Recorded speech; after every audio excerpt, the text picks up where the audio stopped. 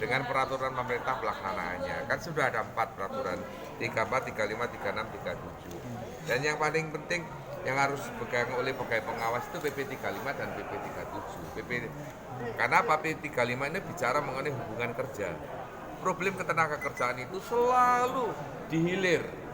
Ujungnya adalah hubungan kerja. Nah, hubungan kerja yang tidak tepat. Kita tidak bisa 100% menyalahkan para pengusaha atau mereka yang membuka usaha yang mempekerjakan. Karena apa? Ada banyak faktor ketika hubungan kerja itu dibangun. Nah, biasanya hubungan kerja itu dibangun di awal hubungan kerja itu nggak ada yang protes. Misalnya dalam teman-teman media diupah, misalnya di bawah upah kan nggak ada yang protes juga. Tapi pada suatu sisi ketika kemudian keadaan berubah, biasanya itu dituntut oleh pekerja kepada pengusaha.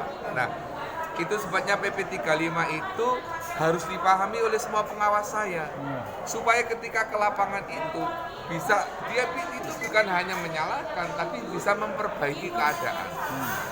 Ingat bahwa pegawai pengawas itu adalah wujud hadirnya pemerintah kepada sebuah persoalan yang ada di lapangan, yaitu dalam hubungan kerja.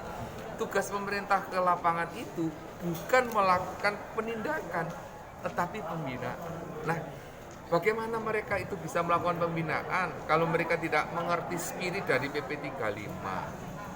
Ya, ketika mereka tahu, maka bisa membenahi, Pak, ini hubungan kerjamu salah, nggak seperti ini. Struktur upahmu salah, nggak seperti ini. Karena ada banyak kasus itu, ketika dihitung, upahnya itu sudah UMK. Tetapi ketika dilihat strukturnya, tidak sesuai dengan regulasi. Nah, ini yang dipentingkan juga. Saya hari ini memang sengaja menjadi pembicara, ya, karena memang basis saya hukum kebetulan, dan saya paham betul bahwa PP 35 ini adalah menjadi sumber persoalan ketika hubungan kerja menjadi tidak baik di dalam perusahaan. Dan kita tidak mau lah kemudian ujungnya adalah ujung demo lah, ujung menutup perusahaan, itu mengganggu produktivitas, ketahanan dan yang lain, lalu sustainability perusahaan. Itu yang pertama. Yang kedua, Undang-Undang Cipta Kerja dengan PP-PP-nya yang sekarang, khususnya PP 37, itu bicara mengenai jaminan kehilangan pekerjaan, JKP namanya. Nah, bagaimana kemudian perusahaan itu mengerti bahwa ketika dia membuat hubungan kerja, maka dia itu harus sudah menginvestasikan sebagian uangnya melalui jaminan sosial. Ketika ada orang di PHK atau diberhentikan di tengah jalan, maka orang ini mendapat jaminan yang jaminan kehilangan pekerjaan. Kalau pada waktu bekerja ini orang mundur nggak dapat JKP, tapi kalau di PHK dapat JKP. Ini yang penting. Bagaimana caranya? Harus menjadi peserta BPJS Ketenagakerjaan. Makanya pengawas saya itu kalau ke lapangan bukan hanya mengawasi syarat kerja atau keselamatan kerja, tetapi juga jaminan sosial yang harus menjadi kewajiban pengusaha bersama pekerja itu membayar. Inilah baru negara bisa hadir melindungi kepentingan apa yang disebut sebagai jaminan kehilangan pekerjaan, gitu loh.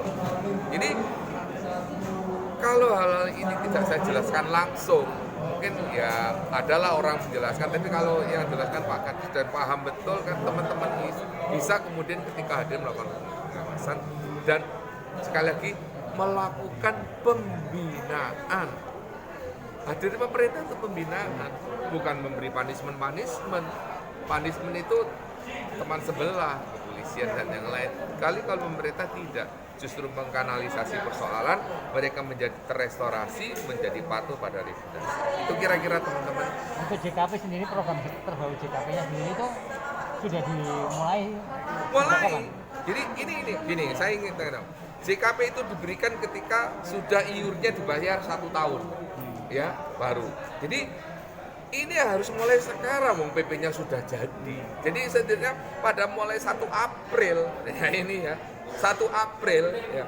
Jadi kan Februari ini 1 Maret lah ya kan, karena Februari kan peraturan. 1 Maret itu harusnya semua perusahaan sudah mulai memikirkan untuk melakukan pembayaran premi JKP, jaminan kehilangan pekerjaan.